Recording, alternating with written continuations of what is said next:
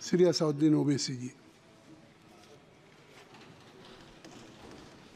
शुक्रिया मोहतरम चेयरमैन साहब, आपने मुझे बोलने का मौका दिया। मैं शुरुआत में बताना चाह रहा हूं कि मैं हुकूमत की तरफ से लाए गए इस रेजोल्यूशन की मुखालिफत में बोल रहा हूं और मैंने अमेंडमेंट्स भी दिए हैं प्रेजेंट एड्रेस के लिए। और चेयरमैन साहब, आप उर्दू को जानते हैं, किसी एक शायर ने शायद बरसर इक़्तिदार जमात के लिए ये शेर कहा होगा कि उसूल बेचकर मसनद ख़रीदने वालों, निगाह अहले वफ़ा में बहुत हक़ीर हो तुम, वतन का पास तुम्हें था न होगा कभी, कि अपने हिर्स के बंदे हो बेज़मीर हो तुम, इज़्ज़त नफ्स किसी शख्स की महफूज नहीं, अब तो अपने ही निगहबानों से डर लगता है, डंके की चोट पे जालिम को बुरा कहता हूँ, मुझे सूली से न जिंदानों से डर लगता है। मोहतरम चेयरमैन साहब, मैं आज इन लोगों की तरफ से बोल रहा हूँ जो दिखते तो हैं, जिनके बारे में बात तो होती है मगर उनकी कोई नहीं सुनता। मैं उनके बारे में बोल रहा हूँ जिनके बारे में वज़ीर आज़म मोदी ने कहा था कि घुसपैठी है। मैं उन बेटियों और माओं के बारे में कह रहा हूँ जिनके बारे में मोदी ने कहा कि ज़्यादा बच्चे पैदा करते। मैं उन मासूम नौजवानों के बारे में कह रहा हूँ जिनको मॉब लिंचिंग के ज़रिए मारा जा रहा है।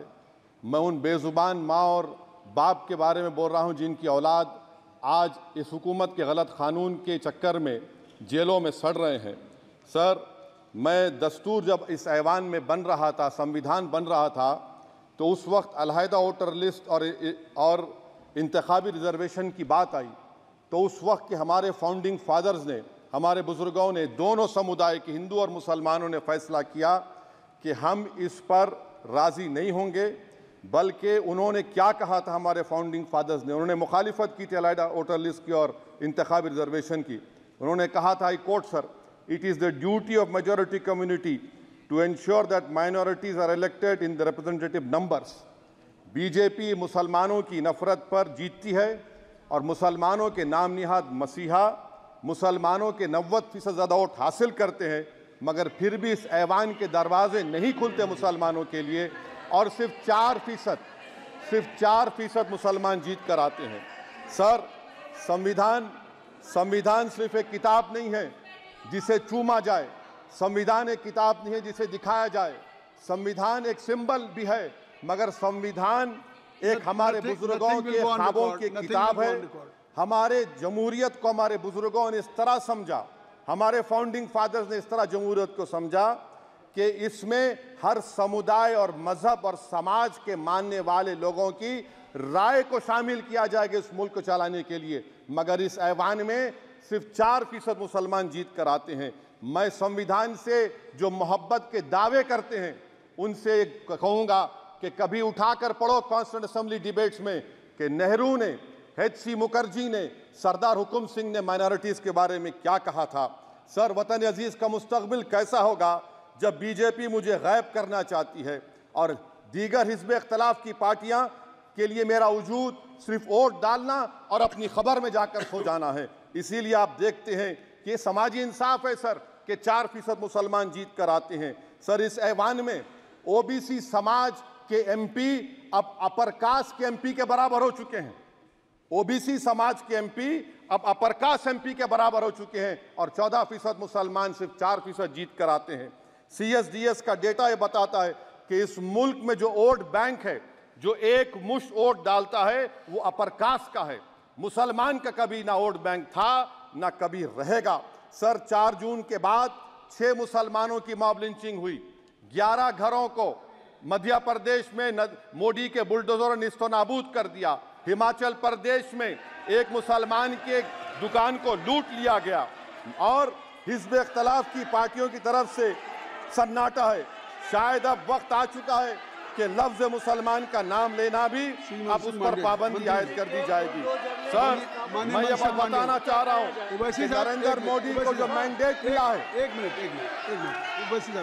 आप लोग बैठ जाएं, कृपया आप लोग बैठ जाएं। श्री मनसुख मांडविया जी, आप लोग बैठ जाएं, कृपया माननीय सदस्य बैठ जाएं। श्री मनसुख मांडविया जी, मनसुख मांडविया जी, कृपया आप लोग बैठ जाएं। अपने प्रारंभिक कृपया आप लोग बैठ जाएं। आप लोग बैठ जाएं। माननीय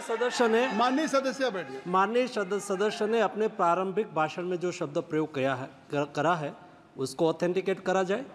और अभी उन्होंने उल्लेख करा कि मोदी के बुलडोजर ने वहाँ मॉब लिंचिंग करा है उसको भी ऑथेंटिकेट करा जाए। निश्चित तौर से इसको ठीक है। उवैसी साहब जब भी कोई बात नहीं सर, आप चेयर पर बैठे हैं जी, इसलिए आप मंत्री जी को पेट में दर्द हुआ, माशाल्लाह, शुक्रिया उनका। नहीं, तो सर मैं ये बोल रहा था, जवाबदेही है अरे ये नहीं मंत्री इससे बुरी बात क्या है? पेट में दर्द हो सकता है, वो दर्द ये सब ठीक। अच्छा दर्द हुआ, चलिए दर्द हुआ, दिल का दर्द हुआ। तो सर जो नरेंद्र मोदी को मैंडेट मिला है वो सिर्फ और सिर्फ मुसलमानों की नफरत पर हिंदुत्व की वजह से मिला है। I would like to say it is not Modi's in dock but every single person voted him despite his anti Muslim voice. And I would like to tell the opposition parties this is not a moral victory for you, this is a victory of majoritarianism. Everyone should contemplate and do introspection. Why is it that the OBCs and the upper caste are getting their due representation? Why are the Muslims not getting? Are we here only to vote for you and not to get elected? If that is the case, please tell us that we are only here to vote for you. Sir, आज भारत के आधे नौजवान बेरोजगार हैं और रोजगार की तालाश, बेरोजगारी का आलम यह है सर कि मोदी सरकार के 5 साल में 75 लाख एस्पिरेंट्स की जिंदगी बर्बाद हो गई, 6 पेपर लीक हुआ। बेरोजगारी का आलम यह है सर कि रशिया जा रहे हैं, वहां जाकर अपनी जानों को दे रहे हैं। बेरोजगारी का आलम यह है कि नरेंद्र मोदी रोजगार का कैंप चलाती है नौजवानों के लिए कि तुम इजराइल में जाकर काम करो, उनको कैनन फॉडर बना रही है ताकि फलस्तीनियों की जायदादों को हड़प कर सके।